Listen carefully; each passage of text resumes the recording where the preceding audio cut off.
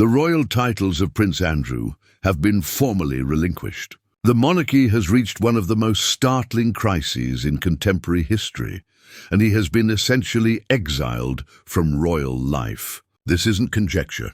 It's unprecedented and confirmed. A senior royal who was born into wealth, influence, and a long lineage has just deprived himself of all that made him a king or queen. What then took place? Why now? What does this signify for the royal family? Future of the family. Let's dissect it. Across Britain, the news came like a thunderclap. Prince Andrew will no longer use any royal titles or honours such as Duke of York, according to a palace statement. He's surrendering them all. His ceremonial responsibilities, his patronages, and his military honours lost.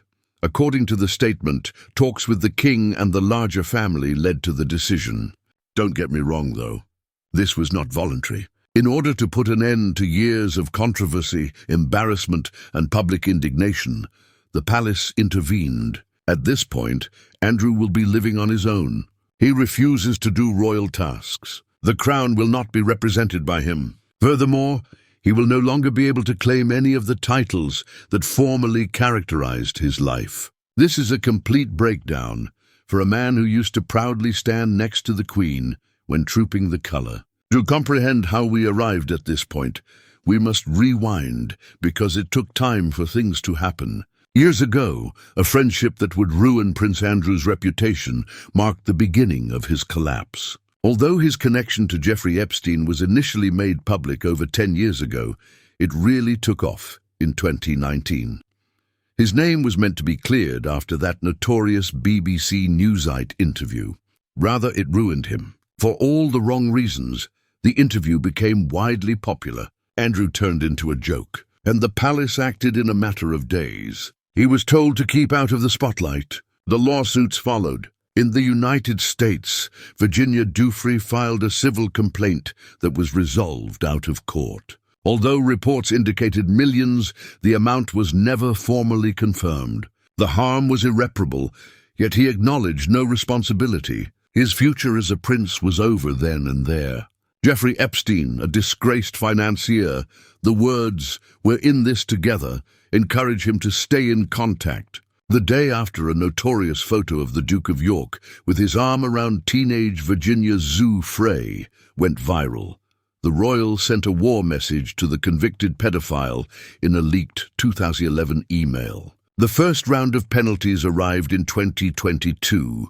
Royal patronages, military titles, and the ability to wield His Royal Highness in any official capacity were all taken away from him. The writing was on the wall, but he was still officially the Duke of York. Public sentiment was cruel. Regiments, universities, and city councils all started to distance themselves from him. Portraits appeared. One by one, public awards were restored and plaques were taken away. He turned into the ghost of the royal family. He attempted a silent resurgence for a few moments. He made appearances at his mother's memorial and funeral, but the criticism was immediate in both cases. Britain had already decided. Why now then? Why did Andrew ultimately relinquish all of his royal titles? Because the flame has been rekindled by new revelations. A number of stolen emails and papers that have come to light in recent weeks seem to indicate that Andrew maintained contact with the disgraced financier even after he claimed to have severed his relations. Records of meetings, old photos, and private communications seem to contradict years of denials. Meanwhile, rumors surfaced that connected Andrew to dubious commercial interactions with foreign officials, particularly those who are suspected of espionage. There is no worse time for it. Then came the upcoming memoir by Virginia Giuffre. New information regarding her time with Epstein and a renewed emphasis on Andre's place in that world have been revealed via excerpts that have already gone viral.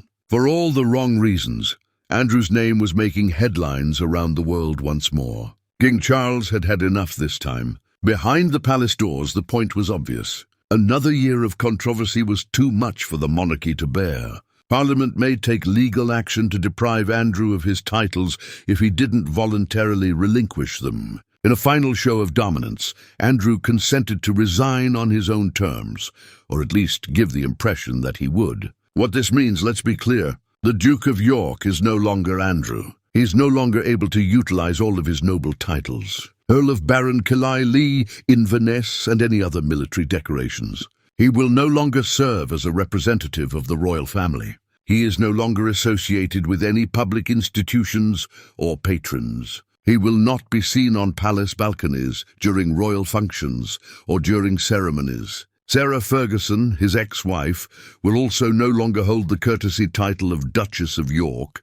She is also affected by the aftermath. It is currently anticipated that the royal household will take his coat of arms, symbols and insignias off of official archives and exhibits. It's a complete departure from living as a king. Prince is the only title he can't lose. That is not an appointment. It is a birthright. Technically, he will always be Prince Andrew since he was born. The palace may, nevertheless, choose to cease portraying him in this way in official documents. He might end up being just another private citizen, Andrew Windsor. It is anticipated that he would continue to dwell at Royal Lodge, his lavish residence on the Windsor estate, but even that is debatable. Rumor has it that if he stays, the monarch wants him to move discreetly to a smaller home and pay full market rent. Although it has been reduced, he might still have some personal security, and naturally his daughters, Princess Beatrice and Princess Eugenie, are unaffected. They still hold full titles and are members of the royal family. The royal family's lack of response says a lot. This action was planned behind the scenes to safeguard the image of monarchy. According to reports, Prince William and King Charles share the opinion that Andrew's presence has turned poisonous. They desire that he be expelled from the organization entirely. This goes beyond aesthetics. It's a matter of survival. The monarchy is dragged back into scandal each time Andrew's name makes the news. Andrew is dead weight for William, who is getting ready for his own eventual rule, and Charles, who is still establishing his reign. Thus, they released him. The palace makes a succinct, dispassionate statement. Just the facts. No praising, no defending, no warmth. You can tell everything from that alone. That it is clear that he has behaved in an unworthy manner. Indeed, there has been a strong yet split response throughout Britain. Some claim that the monarchy ought to have taken action years ago and that it is long overdue. Some say it's too late, too little. Many people believe that Andrew's reputation cannot be restored. The biggest voices calling for his removal have come from the citizens of York, whose city title he once held. Despite feeling vindicated, local representatives say they are not happy. To make sure it can never be used again, they want his dukedom to be legally revoked. What does Prince Andrew's life presently look like? Exile in a nutshell. It is anticipated that he will completely withdraw from public life. No interviews, no appearances, no official responsibilities. At Royal Lodge, he will live in seclusion, protected from the media and unnoticed by the royal apparatus. Private money and what's left of his fortune will be his main sources of income. Andrew, who was once surrounded by prominence and power, is now isolated, disowned, and ashamed. Renouncing titles might not shield him from what lies ahead. Rumor has it that investigations are still underway in the UK and beyond, into business relationships, international transactions, and potential concealed settlements. He will defend himself against any new litigation as a regular citizen without the protection of royal privilege. For a man who has never really been held accountable to the law, that is a terrible prospect. The palace believes that the crown itself will be protected by this act of surrender. They're setting a boundary by completely excluding Andrew. He is currently alone.